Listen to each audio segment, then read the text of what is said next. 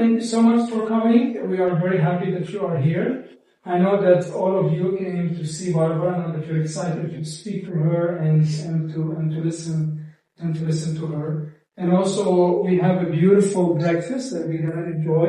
So what we're gonna do, we are going to pray now. We are going to eat the food, and as we eat, we can talk, and then Barbara can share something with us. Okay? Sounds good? Sounds okay, let's perfect. bow our heads for a word of prayer.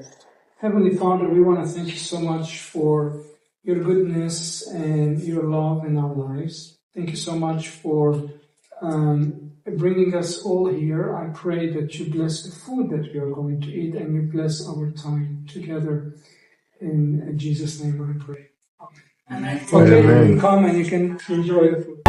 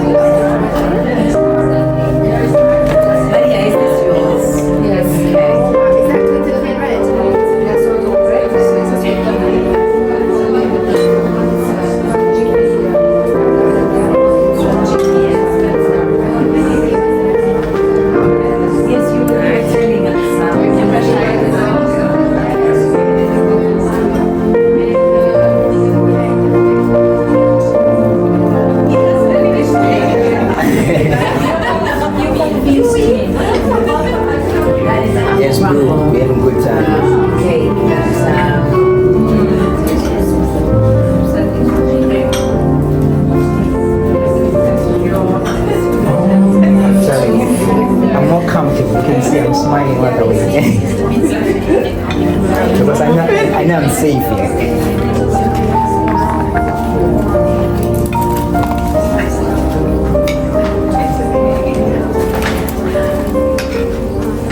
So tell us, why is this so important to you, this kind of lifestyle?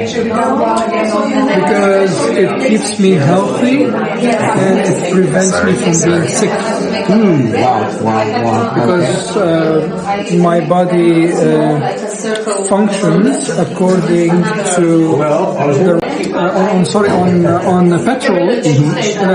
And I put diesel in it, it will not work properly, correct? Wow, yes. So I believe with all my heart that when God created Adam and Eve, He gave them the diet, and He told them you should eat this and this, because God knows what our body needs. Wow. And as long as we trust what God has given us, then we will be okay.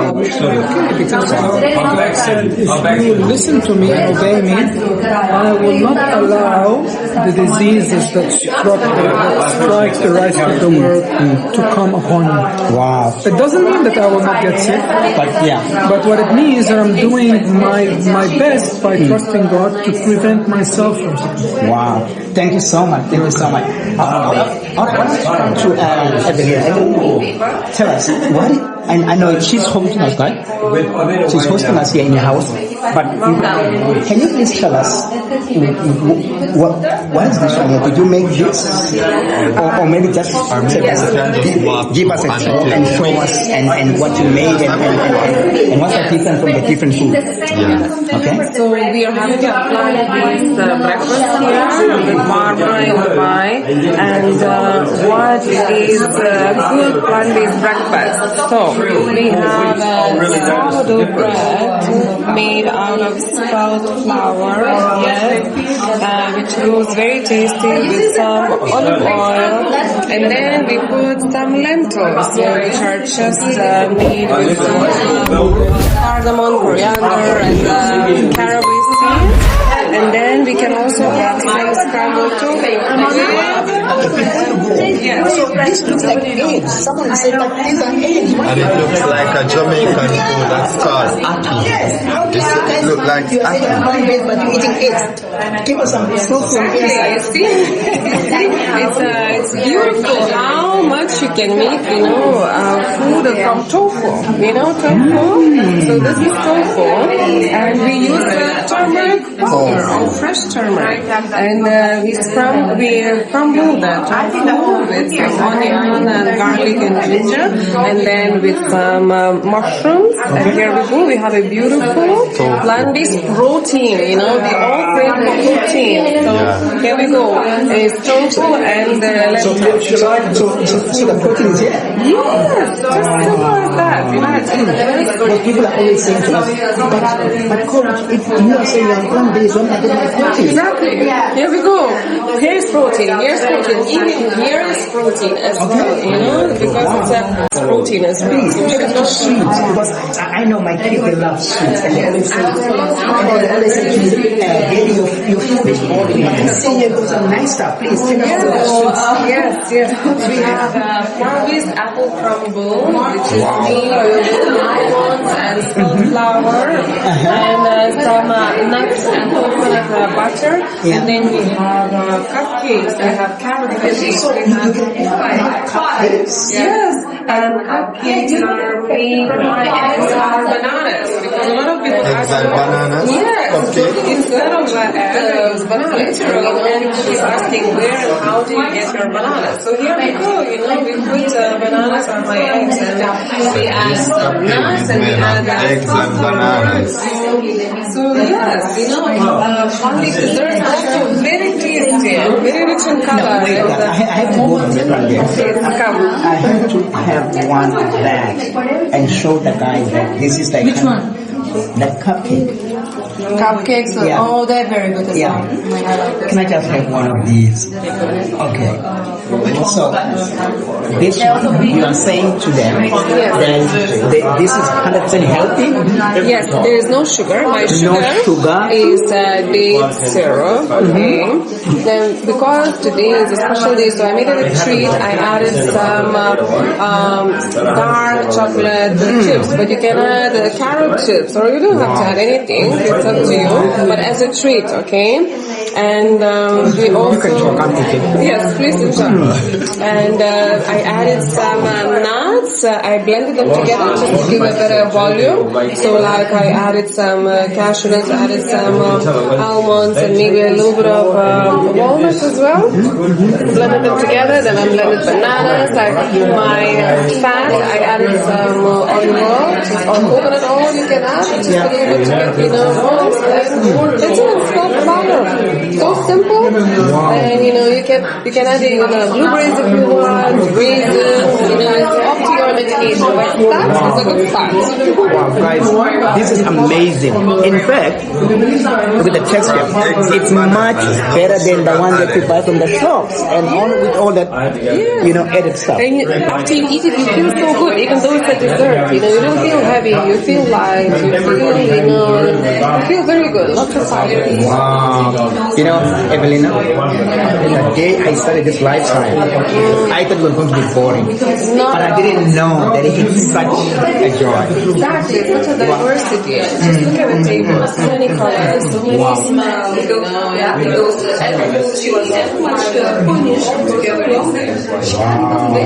No, thank you so much for all of this, man. Guys, Come back again. I am your coach, P.T. Mavis. Just enjoy. Thank you. Thank you. Okay, guys. Guess what? I'm with another giant. Here I have, Michael. Michael, tell us who you are and how are you related to Barbara? I'm Barbara's husband. My name is Michael ONeil, and I have been married to Barbara for 27 years. Now tell us, how has it been for you to be married to someone like Barbara, who is so, passionate about health? Yes. Well, I'm also passionate about health. 10 years before I married Barbara, I started up at my first wellness centre. So we already had the same vision. I was a vegetarian, she was vegetarian. I had children, she had children. Okay. We were both single parents. So it was a natural fit when we finally got married. And then when we did get married in 1997, I very quickly saw where Barbara's talent lied, and so then I urged her to become the health director of one of the health retreats that I was just starting up, and it took off from there. See, Barbara has the ability to take the complex and to make it simple. She has the ability to take what is... It's just like when Jesus taught. He took complicated things that were made complicated to the people, and he just made them simple. And Barbara does. Because we have health being made very complicated by people who profit out of the complication. And she just cuts through all that and gives a common sense, simple approach of how it all works, and it sets the people free.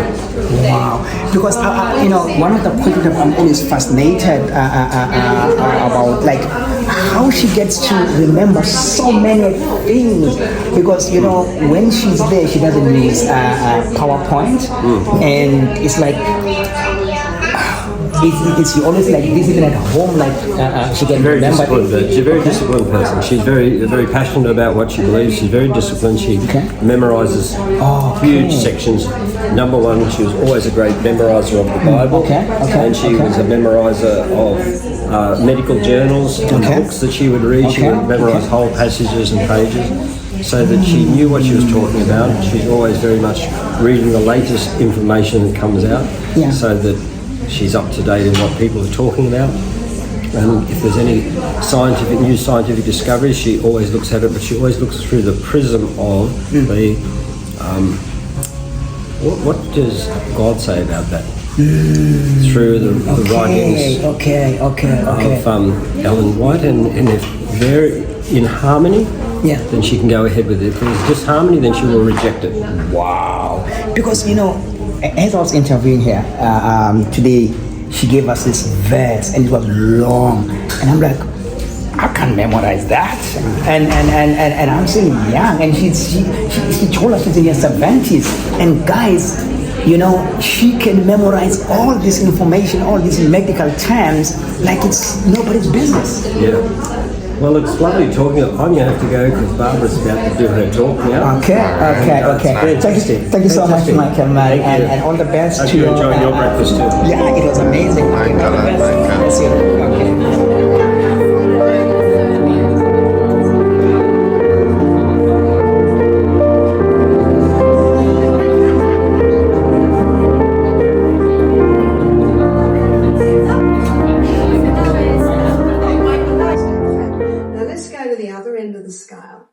and that is elderly people. How many, like in Australia, 1,700 cases of Alzheimer's is being diagnosed every week. Is it this fat-free diet? So if someone's on a fat-free diet and they're on cholesterol-lowering medication and they've got a mouthful of mercury and a home full of chemicals, recipe for disaster. Sometimes it's Parkinson's, sometimes it's multiple sclerosis, sometimes it's Alzheimer's or dementia. But all of those conditions are damaged brain cells. So then the question is, why are they damaged? Well, yes, the environmental poisons, yes, the heavy metals, and the flu vaccine. It has mercury in it. The childhood vaccines, well, up until 1998, they had mercury in them, but now they still have neurotoxins, aluminium and formaldehyde. That's why go to the chemist and get a printout of what's in the vaccine. And then whoever's about to vaccinate your child, say, can you sign this piece of paper, please? That you will be held accountable if my child reacts. What are they going to do with him? Because no one will vaccinate your child. That's why God's government is a government of freedom, and freedom is based on free choice. And I'm the master of my destiny. I'm the one that chooses what I do and what I don't do to my body, what goes into my body, what does not go into my body. And I also, it's my God-given right to decide what happens to my children. It's no one else's right, just my God-given right. So can you see the problem is not cholesterol? And remember the Framingham Heart Study, high cholesterol means no Alzheimer's. Like, I don't know what the figures are in Australia. Put not your trust in princes, neither in the Son of Man, in whom there is no help. You hear what they say, but then you assess it for yourself. It's your God-given right. You assess that for yourself. And you might have the strength of my husband that'll say, no, thank you. And be okay. In fact, he went to have his eye tested. They said, there's pressure in your eyes, Mr. ONeil. You'll need to see a specialist. Michael said, no. And as he's walking out, they said, excuse me, Mr. ONeil, but you must see a specialist. He said, no. And as he walked out, they said, do you want to go blind? He said, no. And do you know what the specialist would have suggested? A needle in the eyeball every month. Don't let anyone put a needle in your eyeball. Every time that needle goes in, it's causing damage. Yeah. When I say this, people are challenged. One lady said, I'm about to have that done next week. I said, well, I can't tell you what to do, but I would not let anyone put a needle in my eyeball. I'm very glad for medicine that numbed my arm and the skill of the orthopaedic surgeon that pulled this broken bone into place. In a crisis, the drug can save a life, but not pressure in the eye. Not high. Every drug has a side effect, and drugs never cure disease. But you can do much to keep your cholesterol levels where they should be by getting rid of the chemicals out of your life, out of your home. So what are my cholesterol levels? I don't know, because I've never had a test. My daughter is on a lifelong medicine for an autoimmune condition she has. So if she has FMF, I told you last time, it's a Mediterranean condition, autoimmune, that the amyloid increases in her blood, and if she does not take the colchicine, which is the uric acid medication, she will accumulate the amyloid in her body, and then she will get other diseases. That's what they say. That's what they say, but I don't know what to do. Because she gets the attack. Was she vaccinated? She was, of course. Because Dr. John Clark in America, I don't know if you can find his stuff on YouTube, he shows the link between childhood vaccinations and autoimmune conditions. Yeah. But not every child gets it. So what are her symptoms? When she gets the FMF attack, it's mainly fever and abdominal pain. And the amyloid level is really high with the CRP, with the inflammatory factor in the... Also got to remember that the fever is a wonderful thing. Yeah. And when I was a nurse, we did everything possible to kill the fever. And now we actually create fevers at our health retreat. So look at the history, and then symptoms are actually your body telling you that this area needs help. So I would wonder if just keeping her cool, just sponging the head, keeping her well hydrated through a fever, and slippery elm is a herb that coats and soothes the lining of the gut. And then you just watch your body's response. Now, I was doing a podcast with someone the other day in America, and questions came in, and this lady said, my daughter had a kidney transplant, and she said, for 3 years we took the drugs. She said, it's 2 years and we're off all the drugs. Now they tell you if you've had a transplant, you have to be on that medication for the rest of your life. I said, thank you so much. People need to hear this, but she has to be very strict with her life and what she eats and all that sort of stuff. I think we need to be brave as parents. We need to be brave and say no and take. But the thing is, the doctor told me she'll never have kids if she doesn't take this medicine. But this is fear. This is a fear that they put on. When I decided not to vaccinate my children, people around me, including my family, thought that I was an absolute killer. I was actually, I could be a murderer because my kids could have died and I would have to live with that. Can you imagine that weight that was put on me? It is. In fact, I've had people come to our retreat, they go home excited, now they're going to conquer their cancer naturally. A week later they ring me up and they said, sorry, I have to go to the hospital and start chemo because of my family. Do you know that? They really have no right to do that, but they're doing it out of love for you. Ignorance, they don't know. That's why you always present. Do you know, my husband and I are really happy with what we're doing with the children, and the children are healthy, and you smile. Yeah. That confidence that, and that's why it's also important husband and wives have to be united. That's another problem. That is the main problem. For men, it has to make sense. Yeah.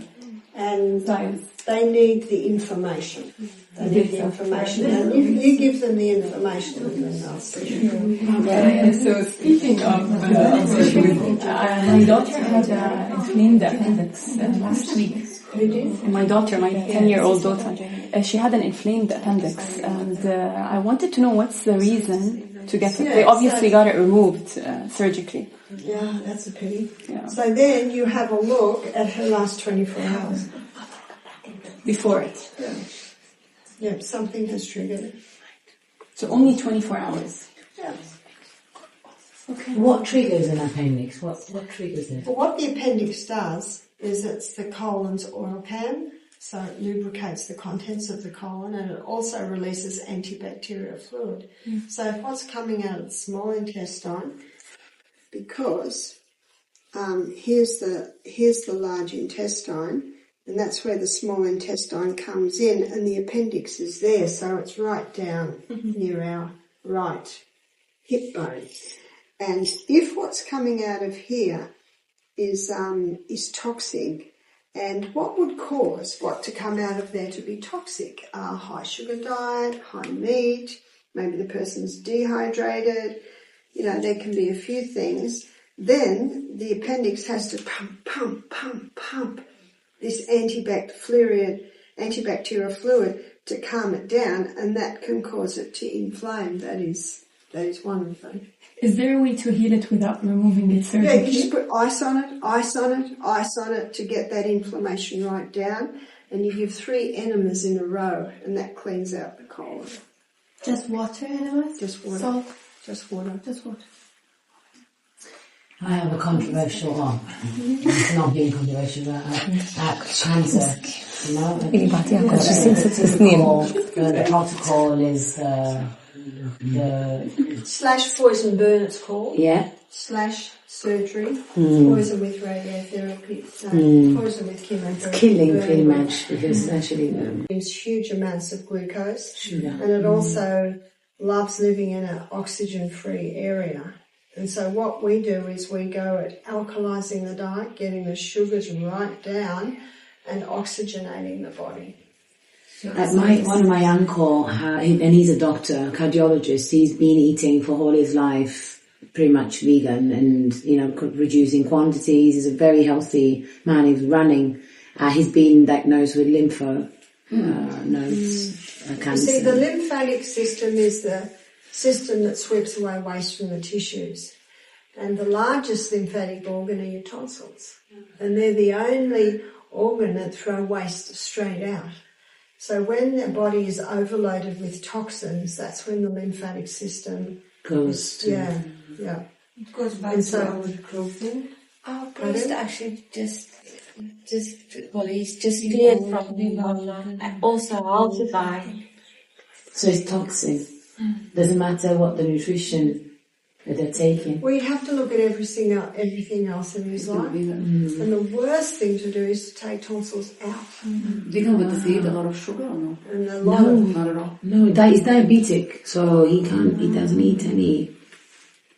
He doesn't even eat high fat, though. He's very low on fat, so... See, but fat's that's the thing. I just realised now. Wheat is a food that was altered in the 50s. So most diabetics don't realise that the wheat's a big contributing factor to diabetes. Yeah. And I have one more question for my husband, but obviously affects me because he does a lot of gas. He has a lot of gas. It affects me. Yeah.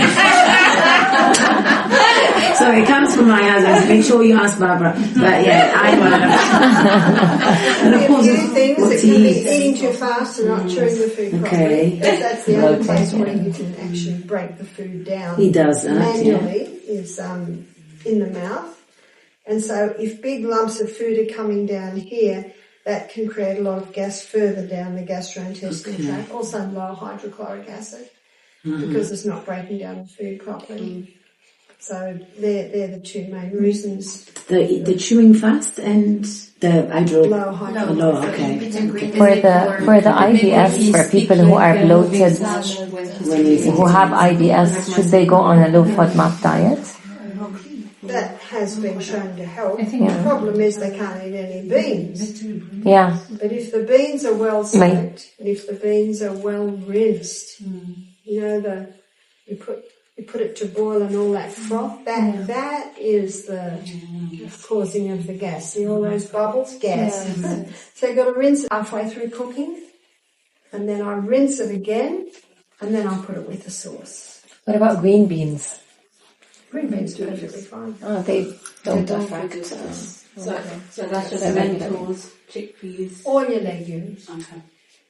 The only one that I don't rinse halfway through cooking is the red lentils, because they just about break them up. Exactly, yeah. But what I do is I rinse them about 6 times before I cook them. Okay. And you'll see... Do you soak them overnight? Not the red lentils, I don't, but the water that comes off the red lentils when you rinse you take it out, yes. It's almost like milk. Yeah. Okay. Speaking about the potentials, that we shouldn't remove them, and if they collect some food on some pockets, is that can cause any dangerous disease? Well, then you have a look at why, and then you make sure that you're not taking any of the allergen foods. So the most common allergen foods are dairy and wheat, oats, peanuts, refined sugar. So you eliminate that, and oil pull every day. You put the oil in your mouth and swish it, and then release it out. Coconut oil after about 10 minutes. And it's called oil pulling. It pulls waste out of the tongue, pulls waste out of the glands under your tongue, pulls waste out of the blood vessels under your tongue. It also has an effect to pull from the sinuses and also from the tonsils. So you just rinse with oil? Yeah. You rinse your mouth? No need to do that. 20 minutes. You rinse your mouth a couple of times after. So you go like this? So my older sister, when she was pregnant, she had cardiomyopathy, and she had to have a heart transplant. So she was just asking, what in the area, if you have a heart condition, what should your lifestyle be? Was she vaccinated with the COVID vaccine? No, so she was one of the people that had to stay inside because she was high risk. But when she went to see the doctor, he did say she caught COVID, and he was a bit surprised as to how she was able to fight it off, only by prayer. But so she has a heart condition, so she was asking how should The her hawthorn lifestyle berry? We have Ramadan. We fast from sunrise to sunset. So do you think in Ramadan we feel great and everything, but we have it only 1 month in the year? So do you think if we do this like every couple of weeks to have 3 days of fasting as our usual fast, do you think that this will generate our cells and heal our body from the way we eat and drink? It's actually a great way to change the way you're eating is fast. And of course that's what we do at our retreat. But not drinking water. We don't. It's not very healthy because the Ramadan is completely fast with Nothing, no water. and then they tend to eat a lot and overeat. No. This is not the Sunset, when it's evening time, you tend to eat. In sunset, when we start our meal, we start with 3 dates and a little bit of soup, and then we rest. You go pray, and then after a couple of hours, you start your salad, your protein, and When does the fast begin? sunrise. Sunrise. So if you could drink a lot of water before sunrise, it certainly would take you To the bathroom. for that day. To sunset. You will also have a meal before sunrise. Yes. So you have 2 main meals, which is like, as she said, and another one before sunrise. Because we advocate stopping water half an hour before your meal and resuming about an hour and a half after the meal. And then that doesn't interfere with the digestive enzyme. Because when I do the intermittent fasting and I don't eat and I just drink, it makes me feel hungry more. So when I cut off the liquid along with the solids, I have a peaceful state of mind that there's nothing inside to irritate my tummy. That's why I don't feel hungry. So that's why we don't drink and we don't eat. So just a cleansing way. So it's important always for mothers, I think, and grandmothers, is to go to the children an hour or two before the meal, because if you don't, they often won't drink, and then as soon as they've eaten, they want to drink. So kids should eat 3 meals or without snacks? I only gave my children 2 meals a day, and I stayed with a family in Andalusia, the northern part of southern Spain last year, 5 children. So one was a baby and of course been breastfed. The next one was 18 months. The next one was 4. The next one was 6. The next one was 8. And they had 2 meals a day. And they would have breakfast about 9 o'clock in the morning. They were homeschooled, so that was easy. And so I'm just watching. Now the little one, you think, how could a little 18-month go the distance? But 18-month-olds have sleeps. So the little 18-month would have a sleep, say maybe 11 to 1.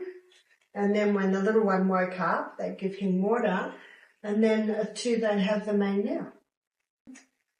And I know Michael, wherever we went, Michael did it with his 2 children, and I did it with my 6 children. Now sometimes if lunch had been a little earlier or not that big, we would have a little something at night. But if we had something at night, it would be something light. But the meals were always high in fibre, generous proteins and great fats, because it's protein, fibre and fat keeps the food in the stomach longer. If they have watermelon, of course, it's only going to take them a couple of hours or 2 hours rest.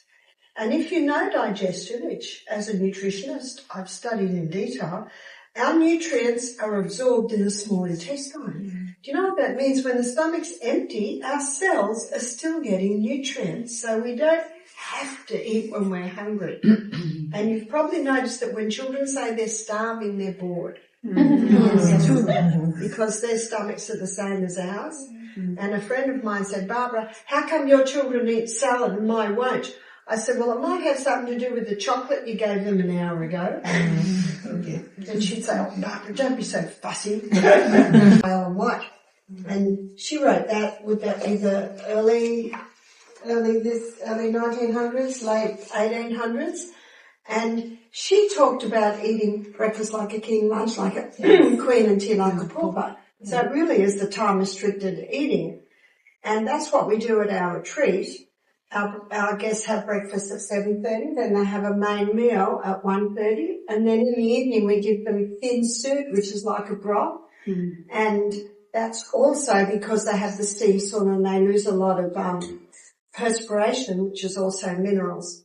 And the guests are amazed. One lady said to me, she said, Barbara, in the first consultation, I have a little bag, it's got full of food, and I eat all day long. She said, I cannot do it. And I just smile and nod. And she did 2 days of juicing, which is juices every 2 hours, which was quite easy. And if she'd said to me, but Barbara, I'd say, well, just try. And at the end of the week, she said, I can't believe it. I'm eating twice a day. I feel great. They could not leave the table until the meal had finished, because if they had a few mouthfuls and go, we're going to have trouble in a couple of hours. So that was the rule that they needed to stay at the table. And I'd always start the meal with raw food. It's great, especially if you haven't quite finished preparation. You give them, always had fruit at breakfast, always had salads at lunchtime. Children love dipping too. That's a great way to get them to eat the raw food. When it comes to water, you find that the more you drink water, the more it sends you where you don't want to go, and then you spend more time there, and then people tend to say, I don't want to drink water because I need to run there. So how can we then balance the two? Well, I liken it, and I think it was a month ago you had a torrential downpour here. And that's what torrential downpours cause, flooding. And a torrential downpour into the body would be 500 mil all at once. 500 mil all at once will require very soon to find somewhere to get 500 mil out. And it also indicates that it's almost bypassing the cell. You want the water inside the cell. I'll tell you my regime in the morning. When I wake up, I have a little bit of Celtic salt, because the 3 magnesiums in the Celtic salt draw the water into the cell. Celtic salt. And then I go to the bathroom, have another half glass of water. Then I pray, have another half glass of water, and with that the salt. Then I get dressed, have another half glass of water. So you see what I'm doing? I'm spreading it out. And I find that if you can spread that water out little by little over the day, you're not as rushed to the bathroom. So of course I'm flying a lot, and I don't want to be going to the bathroom all the time, but I also realise that when you're flying you must be well hydrated, and that greatly reduces jet lag. So that's what I do. I just do a few mouthfuls. How much water a day do you recommend? At least 8 glasses. At least. And so a good rule of thumb is 25 kilo body weight to a litre of water. That's a good way to know with children. It's like when my grandchildren come, they have half a glass of water and then you can have the salt, because they love salt. Menopause, perimenopause, and they were saying to take like evening primrose, vitamin B, and I don't know, all sorts of supplements to help with hormonal balance. And I was wondering if there's not a better way to do it than supplements. Evening primrose oil and maca powder, they've both been known to help. The B vitamins certainly help because they help to get rid of excess estrogen, but the yam cream is the most effective. What cream? Yam. For men, the yam cream you said yesterday it was also good. Same 3 weeks on, 1 week off? No, for men, they don't have a break. They don't have a break? Okay. No. Okay. Well, one lady gave the illustration like this, that men are like the sun. They rise every day, they go down every night. But women are like the moon. Sometimes they're full, sometimes they're half, sometimes they're a little bit. Women are cyclic. For a so- year as well, so similar to what we do. We would do, okay. For the women, how we do the 3 weeks on, when you are menstruating, 1 week off. 1 year. Twice a day. For 1 year. And then you see what the results are, right? Twice a day. Twice a day. So the week when you're menstruating, you don't do it. That's right. And if you finish menstruation, you just choose a week every month where you don't apply it. And it's not a lifetime thing. It's just to balance the hormones. We took a picture. Can I ask about allergy? Like both my children, they have allergy since they were born, like skin allergy, and it's itchiness. And when I went to the doctor, they're like, it's there's no treatment. Just give her some cream, etc. But it doesn't go, to be honest. Well, one of the triggering factors is vaccines. Vaccines, okay. I've seen quite a few babies that developed it after the vaccine. And if it's a baby, I say to the mother, stop the 5 allergen foods, which is dairy, wheat, oats, peanuts, refined sugar. And it can take 2 months to see an effect. One lady, she emailed me after, baby's 10 months old, she emailed me after a month. She said, Barb, it's still there. I said, yes, you're going to wait 1 more month. So she sent me a photo exactly 2 months after she stopped those food and the baby had no eczema. She's still breastfeeding. Yeah, so you couldn't do it to the baby. She had to do it because she was breastfeeding. But for people after that, like children, to stop those allergen foods. So, because we live here and we are living under the AC 24 hours, unless the weather is nice, we can open the windows and we can breathe nicely. What do we do for the kids? Because now they started with the runny nose, with the coughing. Well, the first thing you do is you change the diet. Diet. Yeah. Okay. Yeah. Because that's the main thing. The hardest. Very, very. Eucalyptus, do you recommend taking eucalyptus? Yeah, that can help. But what you've got to look at is look at the 5 allergens and look at viable alternatives that the family's happy with. And we've seen many concrete. We had a guy from Saudi Arabia and he had cortisone-induced psoriasis. So he'd had eczema as a child, given the cortisone. Cortisone takes it away, but then it always comes back. So now, if he didn't take it, his eczema was almost dependent on it. So he found a website called Cortisone-Induced Eczema, and there was a German doctor residing, and he said, you've got to stop it. He said, you're going to go through living hell for about 2 or 3 months, but then finally the body gets the message, it's not coming anymore. So when he came to us, the back of his neck was like crocodile skin. He had little patches here and there. It had mostly settled down. He was 40. So he did 2 weeks, did 2 days on juicing. And at the end of the 2 weeks, he said, I have to tell you I'm very disappointed. He said, it's still there. And I smiled. I said, you've got to give it 2 months. So I said, you stopped those foods when you came to us because we don't use those foods. So I said, you've got to look at the date and 2 months. So I got an email exactly 2 months, totally clear. I had the 6 centimeters scar. Now my son had 6 centimeters scar because of this thing. This is done. So the cyst was there. The cyst was infected. It was there, and they mentioned.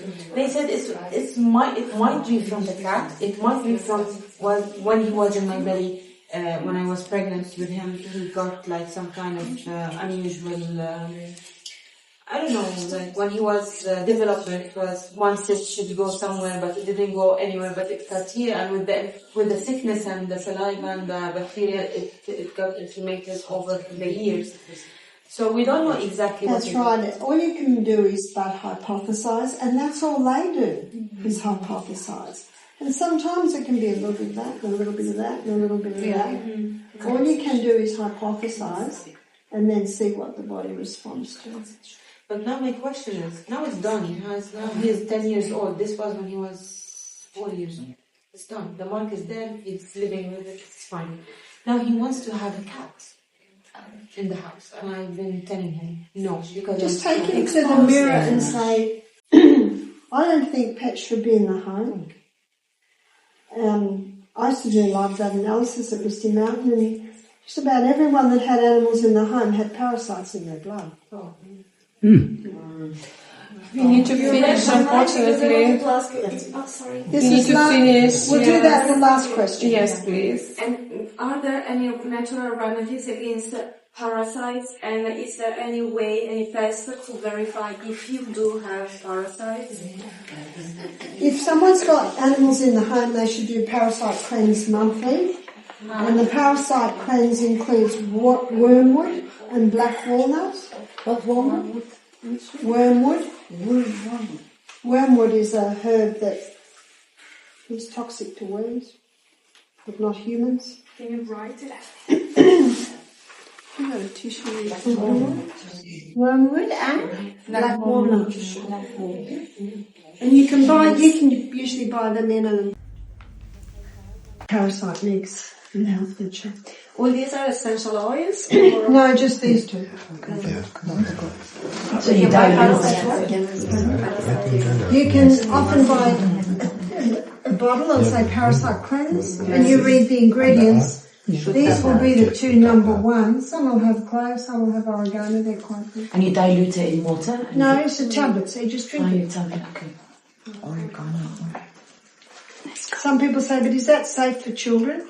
Does anyone ask the doctor if it's safe to inject a newborn baby with a vaccine? Sure. I'll tell you what's safe and what's not safe. Thank you so much, Parasite. Thank you so much. I just wish I'd known me. There are some nuts and beets. Oh my, okay, and some laughter. Because you have a research assistant, so you can, You can overview things. Thank you so much.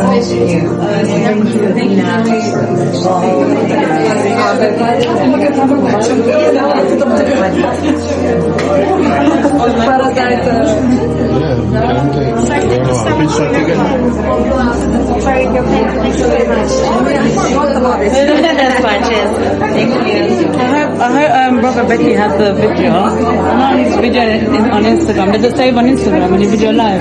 Yeah, he can say. No, in live. Did it save?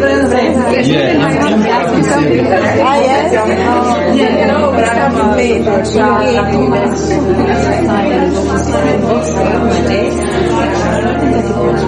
it.